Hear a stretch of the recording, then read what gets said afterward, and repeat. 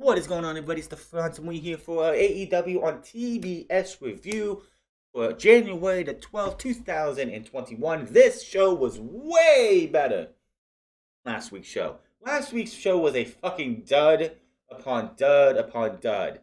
But this show was fantastic.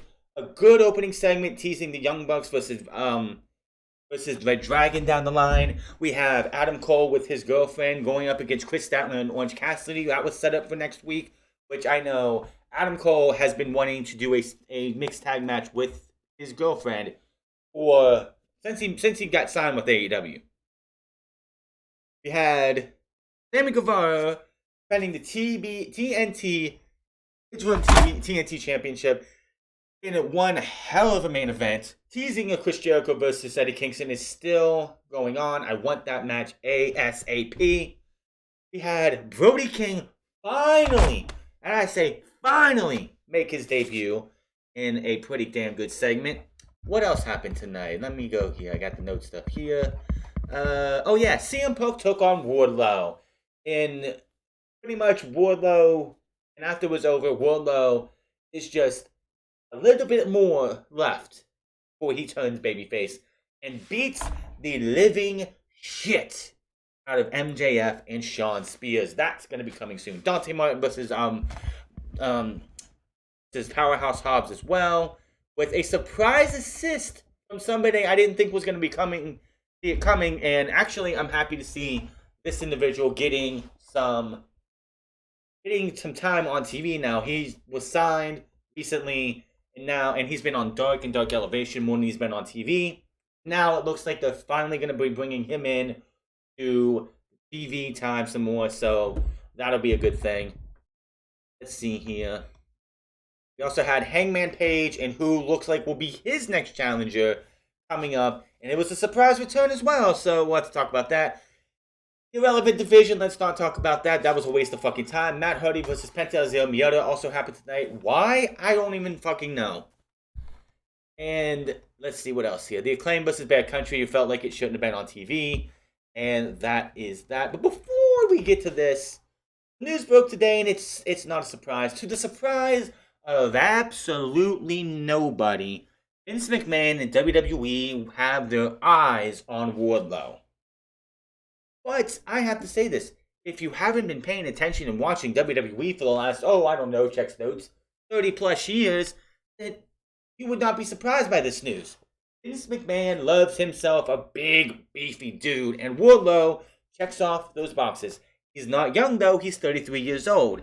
Doesn't look it, but he's 33 years old, so the thing is, he's a big, beefy, powerhouse dude that if Vince McMahon could get his hands on Wardlow, he wouldn't be Wardlow, he'd have a different name, whatever that is, I don't know. But he would go out there, and they would do everything they could to give this guy the push. I mean, look who the NXT champion is.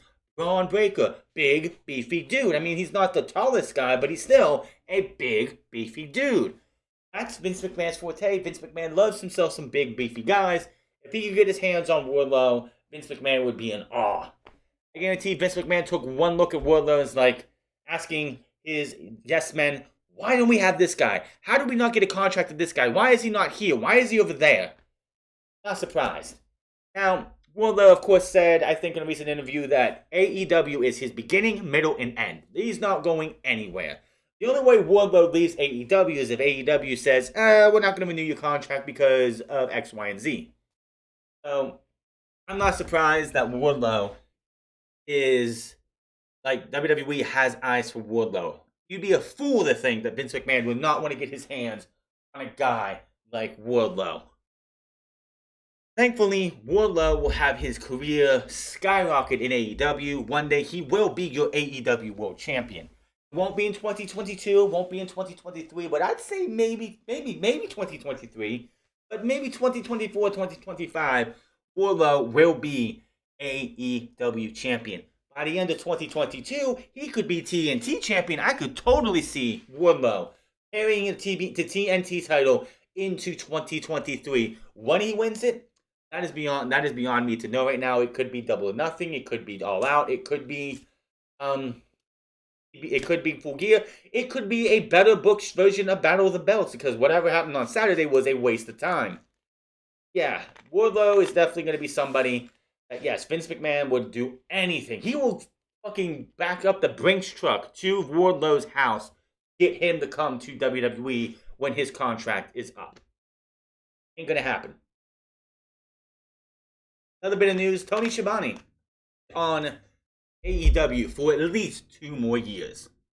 Now, when you read the article, it made it sound like Tony Shabani signed a new deal. But from what I've noticed, what I've heard from other things, everybody who, all the big names, Young Bucks, JR, Tony Schiavone, Cody, and all them, they signed 5-year deals in 2019.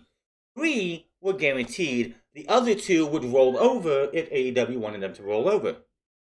That is what you get with Tony Schiavone. So Tony Schiavone is still in AEW for the next 2 years.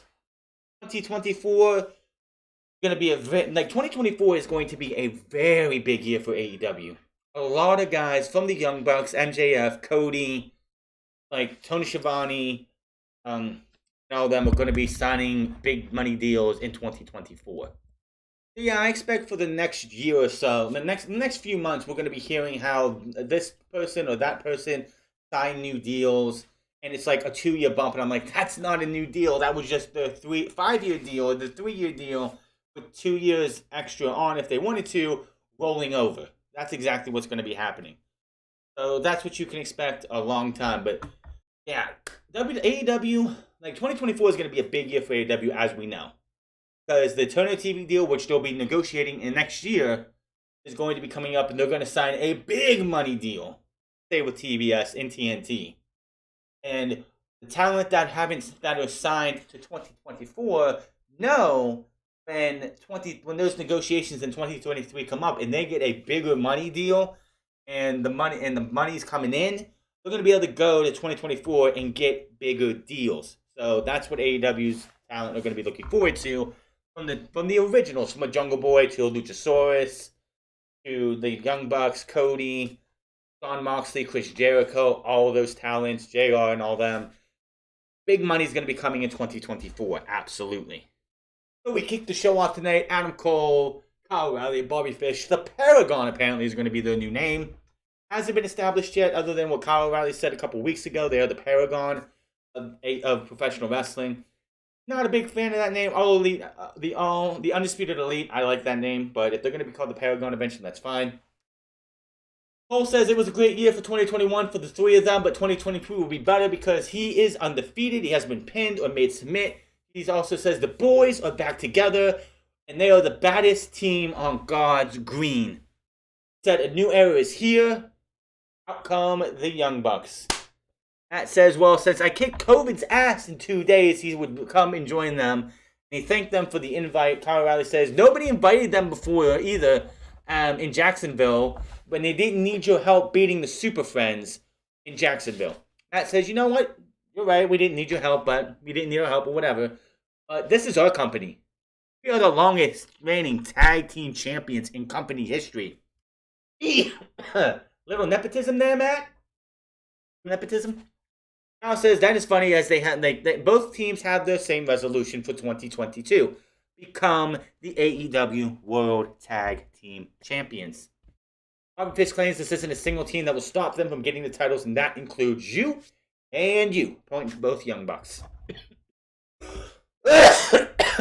Cole says, you know what? This is what we need.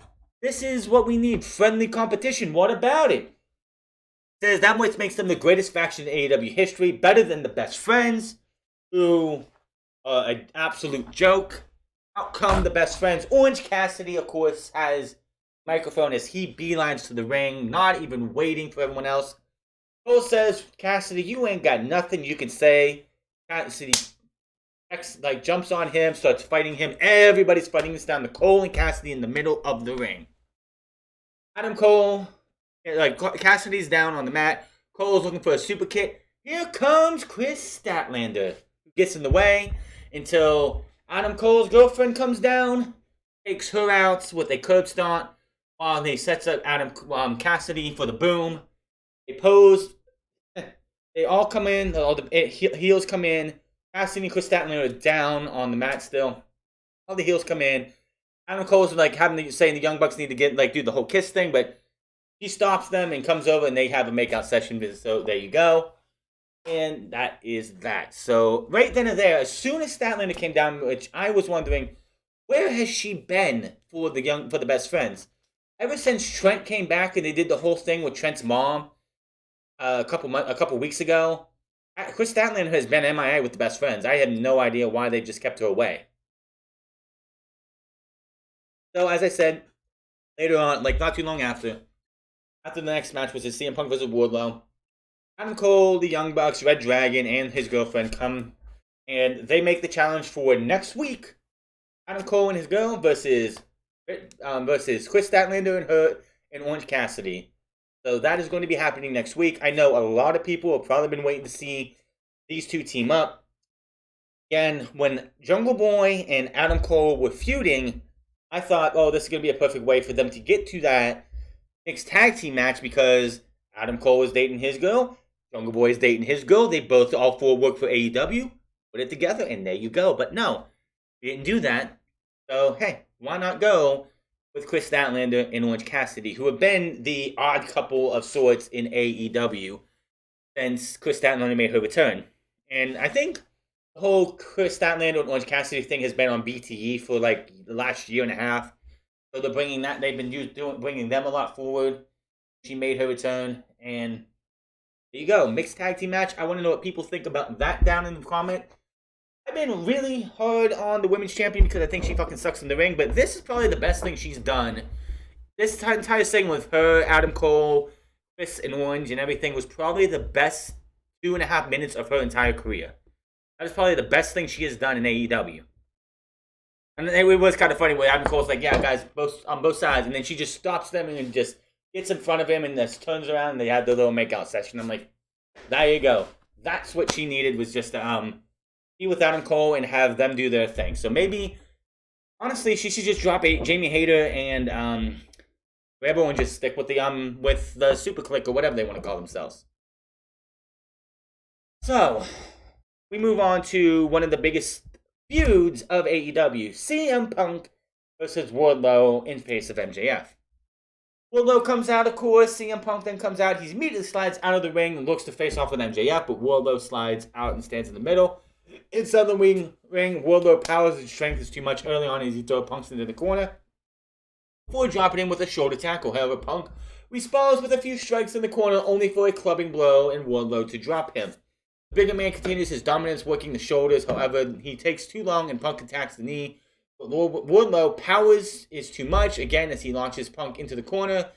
As he spills to the floor, Punk continues to fight back, and with the attempt to tornado DDT, but Wardlow shrugs him off mid-move. Looks for the powerbomb. Punk escapes. Eventually, Punk gets hit with a powerbomb. Then another powerbomb. Then another powerbomb. He goes for 4. His 5th. He goes to put his foot on CM Punk to get the pin. MJF gets up and says, No, you're not pinning him right now. I want more. I want more. Wardlow reluctantly hits him up with a 6th powerbomb and drops him down. MJF is like, I want more. Picks him up again for a 7th powerbomb. CM Punk, of course, with the little bit of stuff that he had left in his head, he rolls to the outside.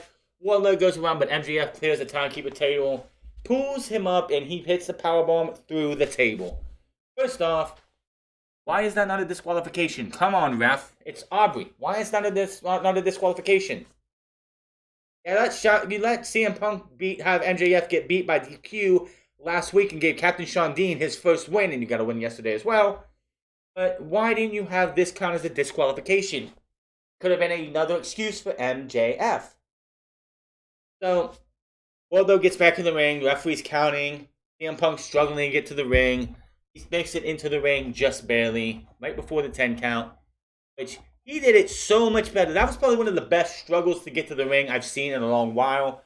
Because usually what you see is you'll see somebody just laying right outside the ring. The ref gets to 8, then 9. The person pops back up and gets back into the ring as if nothing was wrong. CM Punk actually struggled and crawled to get to the ring. That's how you fucking do it. So, MJF wants another powerbomb. Wardlow slowly goes for another, but Punk just gets the inside cradle. 1, 2, 3, and CM Punk picks up the win. Not a big fan of this because you have CM Punk who just gets wins on a fluke. But that's how they're going to book it, is what it is. Of course, MJF gets to the ring. Punk's outside. Punk's not even going to the back. He's on the outside, laid out, just dead from all this. I'm sure he went back and got a huge-ass ice bath. So Wardlow's in the ring, and MJF is just screaming out at him. He's pointing on him. He's pointing on his chest. He's yelling at us how could you get this? How could you fuck this up so badly? And just keep pointing and pointing and yelling and pointing. Wardlow eventually grabs his finger and just starts yanking back, and the crowd is going. The crowd is just coming alive. It's like the crowd is going to burst if he was to get MJF and powerbomb him. What? John Spears comes out, gets in between them, and cools everybody down. Wardlow leaves. The crowd is booing because they want this to happen, but it's not time yet. I'm really loving the way they're doing this with Wardlow. The whole Wardlow babyface turn actually started on Dark. He will do the Powerbomb Symphony on Dark, and he wasn't wrestling matches on Wednesday night or Friday night. Just powerbombing away. You can hear the crowd going one more time. It was getting louder and louder and louder and louder. And now everyone just wants to see him beat the shit out of MJF. Beat the shit out of Shawn Spears. It's coming. It's coming, but it's not time yet. Very well done. Cannot wait to see what happens more as we go on with this.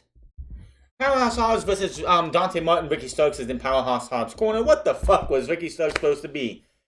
He had a cut-off t-shirt on, some black gloves. Is he supposed to be in the next Thriller, the next Beat It music video? Is he recreating Beat It with everyone else? It just looks so weird on him. So Dante Martin gets his jacket off. My question is this. They did the whole Dante Martin turns on Leo Rush, joins the team Taz for about a minute. Then they do the whole Battle Royal thing, and he turns on Team Taz. And then they showed the preview for this week, last week, and they had Dante Martin with Leo Rush. No Leo Rush. What's going on with Leo Rush?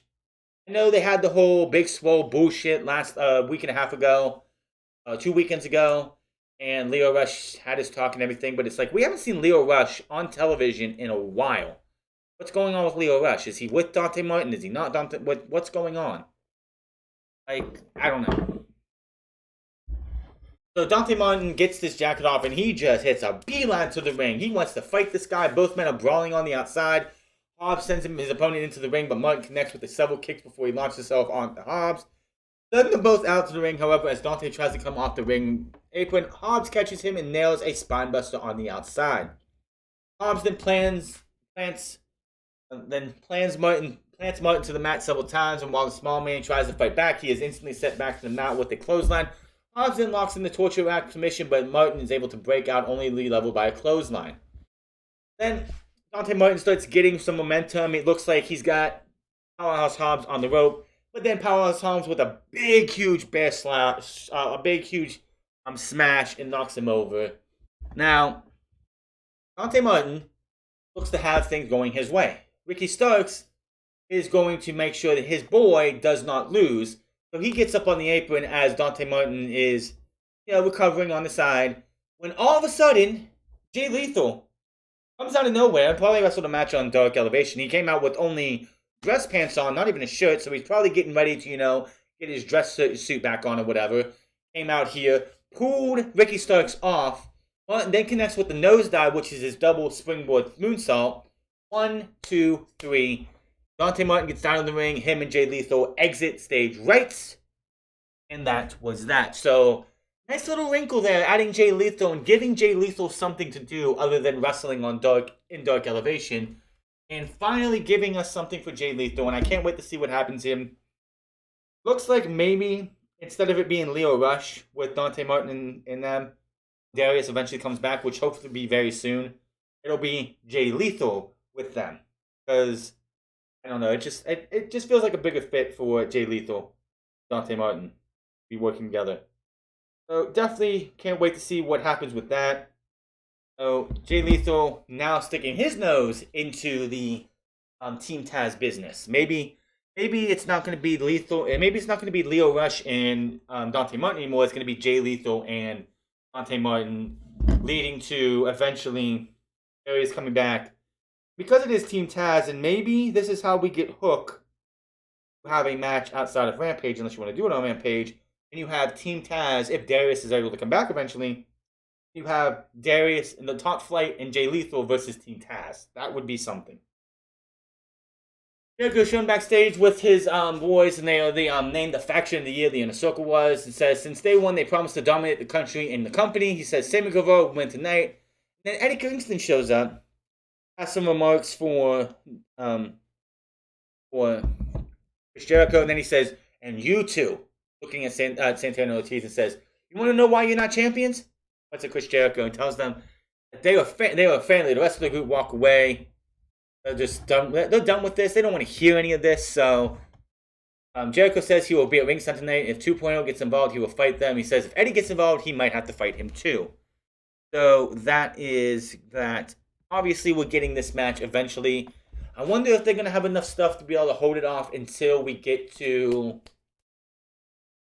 Revolution, or we're going to do the Beach Break. It would be a hell of a Beach Break match. Hell, if you're not going to have any titles on the line at Beach Break, which you really don't have to, it would be a hell of a Beach Break main event. Hell, if they want to put it on Rampage, on Beach Break Rampage Edition, that would be your main event right there, and I think that would be a damn good match. By saying you need to have this match on Rampage, it should be bigger than Rampage. I mean, hell, you had Bryan Danielson versus Eddie Kingston on Rampage. So yeah, I think you could have this match on Rampage and it would be just fine. MJF storms out and congratulates CM Punk. You won, good on you. But you says you got a flute victory over an oath tonight, which you know that's going to come back to haunt him one day. He says next week, I'll make sure you personally cannot win. You lose your first match. He says you want the match. You want the damn match. Next week it's going to be CM Punk versus Shawn Spears. Final domino between MJF and CM Punk. Looks like CM Punk and MJF is probably going to be at Beach Break. I mean, I was hoping they would have a way to make it to Revolution, but we still have a full another month. And who says this has to be a one and done? Who says this has to be a one and done? CM Punk versus Shawn Spears next week. Shawn Spears, of course, is going to lose. This could be next week, could be the time that Shawn Spears just absolutely gets obliterated by Wardlow. Because Wardlow's going to probably be out there. He's told he has to be out there to watch his back. Wardlow's going to somehow cost Shawn Spears the match in some way, shape, or form. And Shawn Spears is going to blame Wardlow. And then Wardlow's going to get pissed off and say, you know what? I've had enough of you. And just lays this dude out. And hits him with not 6, but 7 power bombs. Should be interesting. So, yeah. There is that. Already talked about the mixed tag team match for next week. Then Adam Hangman Page makes his way to the ring. Crowd is still hot for this dude, so he's still as hot as ever. I will say that in that sense. Yeah, I can't wait to see what's next for him, but here is Adam Hangman Page. So Hangman Page comes out and says, over the past 2 months, he spent 90 minutes in the ring against one of the best in the world. He's poured his sweat and bled all for the title. I mean, if you watched that match last week, I'm sure you had to have a blood transfusion or something because you lost a lot of blood, and so did Bryan Danielson. Speaking of Bryan Danielson, we did not see him this week. We didn't need to see him this week. We don't need to see him next week. We don't have to see Bryan Danielson until February for all I care. Let the guy just went out there and had the best heel run of his life in AEW. And honestly, if they want to give him the rest of the month off and we don't see him till February when they do something for him at Revolution, fine. He doesn't need to be here. Hangman Adam Page has to move on. He says 90 minutes isn't enough. He needs a new challenger. Out comes the fat-faced dipshit Dan Lambert. No Scorpio Sky, no Ethan Page. This has nothing to do with them. He didn't come here for a walking Facebook profile like Lambert. However, he says Hangman says, and of course Lambert says, he says the matches Page and Danielson had are some of the best he's seen in the last 40 years of being a pro wrestling fan. He says he respects him and not taking on the Cody Rhodes path with backstage politics. He says, Page, when you came out here the week out, the Wednesday after you won that championship, when the fans chanted you deserved it, you said, no, I fucking earned it. Yes, he did. He worked his ass off, he busted his ass and became one of the best out there and was a damn good person to go out there and beat Kenny Omega. The right person to go out there and beat Kenny Omega and go on to be AEW World Champion. Am I happy with the way they booked him and Bryan Danielson? Not particularly with the way those two matches went. Hangman says the guy in the Village, people can say he's a cowboy, but it doesn't make it true. He tells him to stop disrespecting the legacies of guys like Blackjack Mulligan. And who else did he say? Stan Hansen, I think it was. Says people doing that come across as full of cowboy shit. Page says living in cattle isn't cowboy shit. Turning down a 6-figure contract to start a new company isn't cowboy shit. By the way, that 6-figure contract will be coming in 2024 for this guy. However, as Lambert tries to leave, Lance Archer's music hits and he comes down to the ring. He's going after Lambert. Lambert says, "What are you doing? The world champion's here. Don't waste this opportunity." He throws Lambert away and levels. He levels Hangman Page, so it's beating up on him as Lambert scurries away. So obviously, you think, oh wait, is him and Lambert in on this? But no, Lambert's out of here. He wants nothing to do with Lance Archer. Lance Archer uses the chair, sets it up, hits the blackout on the chair, leaving the champion laying. And honestly, Lance Archer as a heel is necessary. Lance Archer as the babyface just didn't work for me. This is his rightful role. This is what he should be doing. So, is it going to be him and Hangman Page at Revolution? I don't think so. If they're going to do him and Lance Archer, I think it's going to be probably at Beach Break if they want to do that. Maybe Battle... no, I can't say Battle of the Belts because that's not going to be till the second quarter because the first quarter one was terrible. But I'd say because if you look at the rankings, and the one thing with Lance Archer coming back, you can't really just give him a championship opportunity. You have a top 5 for a reason. Yes, he made his intentions. He wants to be AEW champion. But he's not there yet. He needs to go out there, beat the hell out of some people, get a lot of wins, and maybe get a title shot at the next Battle of the Belts in the second quarter. But for now, obviously, who's number 1 in the top 5? It's Adam Cole, baby. Adam Cole, Adam Hangman Page at Revolution. MJF will get there eventually. That's going to be the guy who beats Hangman Page. That match is happening either Double or Nothing or All Out. One of those two pay-per-views is where MJF will win the championship. It'd be funny if a week after, like, if we get we're going back to Hangman's hometown a week after Double or Nothing or the week after All Out, like, that's where he's losing the title because MJF coming out as your new AEW World Champion in Hangman's hometown would be the most nuclear heat you could get for this guy. That's when you have Hangman lose the title. You gotta get it secured. Where Hangman wins the title, loses the title at a pay-per-view, and then the very next Wednesday, they're in his hometown. That would be perfect for Hangman and Page to lose the AEW World title. Great to see Lance Archer back. I'm so glad to see that what happened to him in that Eliminator tournament wasn't too serious. I mean, yes, it was serious enough because he had a concussion, but he could have been paralyzed. We all know this.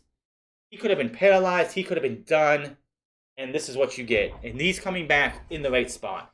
What's up with Jake? I know he had COVID or anything, so who knows what's going to happen with him. I know Lance Archer is on the loose again, and I can't wait to see what happens. We're backstage with Arn Anderson, Lee Moriarty, and Brock Anderson. Arn Anderson is dressed to the nines. I don't know if he was at a dinner or something, because he looked like he was in his formal wear, ready to go to some kind of luncheon or something. Anyway. Tells them, well, he's going to keep a special eye on the TNT title match tonight because it is the interim title while Cody is the real champion. And he says, I wanted these guys to be here because you can smell it, you can taste it, you can feel it. This is Horseman country. Antonio Raza says if you want to feel it again, he needs to ditch the dead wood. FTR says, why don't we have a tag team match? And Anderson and Brock, I mean, when I say Anderson this time, I mean Brock. Brock and Lee said, let's do it. next week. I was thinking that I'm like, why didn't you make this for Rampage? You're in Horseman country. This would have been the perfect place on Rampage to have a match in Horseman country. But no, they didn't do that. So next week, Lee Johnson and Brock Anderson versus FTR. That should be a good match. It's going to be great for guys like Lee Johnson and Brock Anderson, two young guns going in with one of the best tag teams in the world. Those guys are probably, as soon as that promo was over and they cut the camera, I'm sure Brock and Lee just smiling from ear to ear because they're going to go out there and get so much knowledge from these two and be so much better off facing off against FTR next week. It should be a good match. I don't expect a 5-star classic, but I'd say about 3.5 to maybe 4.5. That's how good that match will be. A match in the irrelevant division, Hikaru Shida, Serena Deeb, didn't even really matter because Serena Deeb wins in like very short fashion. It was just a waste of time. Don't care. Dragon Express is shown backstage and they say they are ready for the defending titles against any team in the top 5. Here comes John Silver and Alex Reynolds, who said they were in top 5. So how about this Friday we have ourselves a tag team match for the tag team titles? Jungle Boy says, sounds like a plan. So this Friday, we have ourselves a tag team match. That match is already taped. Should be a good match right there. Hopefully we get ourselves a damn good match. Wouldn't surprise me if we do. I don't think it's like, I think, like, just looking at everything, of course, yes, Phoenix being injured sucks. Because I honestly don't think it was supposed to be the Jurassic Express being the tag team champions. I don't think they were supposed to win that match. I think that was where Christian Cage was going to turn on them, and which it hasn't come out, and I don't know, like, if we're ever going to know what actually was supposed to happen. Was Penta and Phoenix supposed to drop the titles there, or was it an honorable call? Because yes, the spot where you had those two, you had Luchasaurus and Phoenix, that happened to take them out of the match. That was supposed to happen. It feels like they did that and they went that direction because it was supposed to be Christian Cage turning on Jungle Boy without Luchasaurus being any of the wiser at the time. But that didn't happen, and here we go. So we got ourselves tag team champions. Can't wait to see what happens on Friday. I'm definitely looking forward to that match. Then we had Matt Hardy versus Pentazio Miata. I don't know why this match is even happening. This just felt so random. If I'm correct, this is the match, and then there was the match after that, the Bear Country and the Acclaim. That was the next match, wasn't it? Yeah, the next two matches just felt so fucking random. So random. And the thing about this match is the match doesn't even fucking matter because it's what happened after. So, they had themselves a pretty decent match here. Matt Hardy loses after the Fear Factor, but after the match, after Matt Hardy and Private Party leave, Pentagon and Alex get the mic, and Alex says, Malachi, Penta's got words for you. Penta says his stuff, and Penta says, he will teach Black some respect. Before Penta could finish there, Miedo, the lights go out, they come back on, Black is there, he kicks poor Alex Ampriantes in the face, laying him out. Him and Penta start fighting, the Varsity Blondes come down, so this is very interesting because they're fighting. It's a 3-on-1 beatdown. Julia Hart gets on the apron and says, stop, enough, stop. Pat Black is just sitting there. He's laughing. He points to every single one of them. I don't know exactly what he says. Lights go down. Everyone knows it's time. It is fucking time to bring out the King. Brody King. Lights come back up. Brody King is there. Lays out he just goes ham on all three of these guys, laying them out. And the Knights of the Kings of the Black Throne are in AEW. We just got Red Dragon complete a couple weeks ago. Now we have the PWG Tag Team Champions. The AEW Tag Team Division is the best tag team division. Their women's division is a fucking joke, and it should be better than it is. But if AEW has any division right in professional wrestling, it's the tag team division. I know that was the Young Bucks' goal to have tag team division being one of the top tier things in professional wrestling. It is absolutely the best tag team division. You have the Young Bucks, you have Red Dragon, you have the Kings of the Black Throne, you have the Acclaimed, you have Jurassic Express, Lucha Bros. You have the Dark Order. You have two teams in the Dark Order with Uno and Grayson and Alex Renault and John Silver. And if you want to go 5 and 10, well, that's also another two teams. That's three teams in one faction. You have Private Party. Butcher and Blade, when most of those guys are there. H2O, whatever the hell they're at. That's like 13, 14 tag teams right there. A great fucking tag team division. WWE used to care about tag teams back in the 80s. NXT used to have the best tag team division in all of sports, all of wrestling. But now you have it over here. The Undisputed Era, Paragon. It's just so much good shit. And it feels like that Julia Hart will be joining these guys very, very soon because she just got up on the apron and told them to stop. So what is that going to lead to? She's still wearing the eye patch.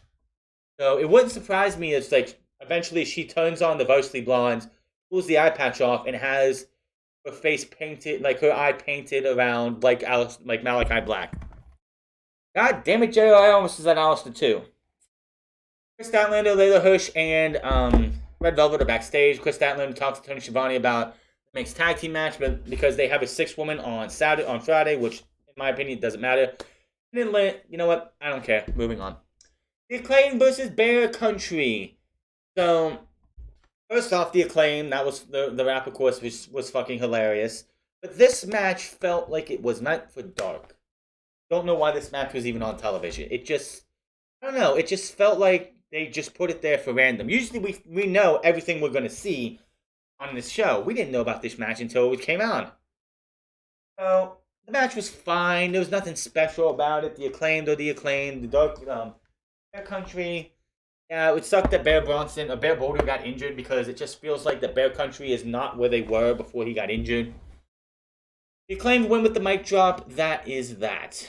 As they were making their way back up the ramp, because they did diss Sting and Darby Allin in their rap. Sting's coming down with the bat. Darby Allin comes in from the other side of the ring, comes out with a dive with the skateboard. They pretty much destroy the Acclaimed. That match is going to be happening next week.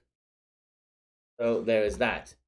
So we get a video package from Pac, who we haven't seen in a while. Obviously, he's probably stuck in the UK with COVID restrictions.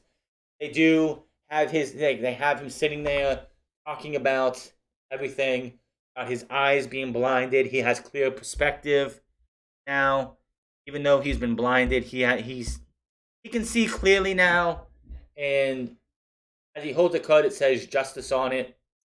Pac, Death Triangle's probably done. Absolutely, probably done. Pac has not felt right in this at all since Death Triangle, when Death Triangle formed in the beginning of 2020, they were supposed to be a heel faction. They were going to have a 3-man heel group. And then, COVID happened. Pac got stuck in the UK. So there was nothing that AEW could do about that. They came back after they were, like, the Lucha Bros were with Eddie Kingston and them. Yeah, it just, I don't know. Some things just didn't seem to gel right. And Pac came back. They were baby faces for a long while. All of 2021, they were baby faces. And now Pac looks like he's going to be going back to what he should be, a bastard heel who doesn't give a shit about anybody but himself. Matt Huddy's in the back. He said he's frustrated, talking about having to focus on himself as he has to change. Andrade appears and tells him he needs to focus as they hand him water. He wants to negotiate a deal with Matt Hardy. He says, you know what? I'm intrigued. Let's go talk to my office. I don't want these morons out here to see what we're talking about. So let's go to my office. Tells Private Party to stay. Andrade tells Jose to stay. And we got something going on with Matt Hardy and Andrade. Very, very interesting. The HFO needs an end. The HFO it's a failed experiment. It needs to end. Sammy Guevara versus Daniel Garcia interim TNT Championship match. This was great. Daniel Garcia probably told Sammy Guevara before this match, I'm going to slap you, and I want you to hit me back as hard as you can. Because Daniel Garcia slaps Sammy Guevara, and it's like this. Sammy Guevara then slaps him back and goes, like, my God, holy shit. He slaps him the first time. They do it again a little bit later, and he slaps him harder the second time, and Daniel Garcia drops like, holy shit, he just fucking rocked me. These two beat the living shit out of each other. I get tired of the way they do this because it's like we had this match going on, and of course it's TV time remaining, and then Tony Schiavone says, "Oh, we're gonna stay on this match until the 20 minutes are up, or however long we need." And they always end at 10 o'clock every single time.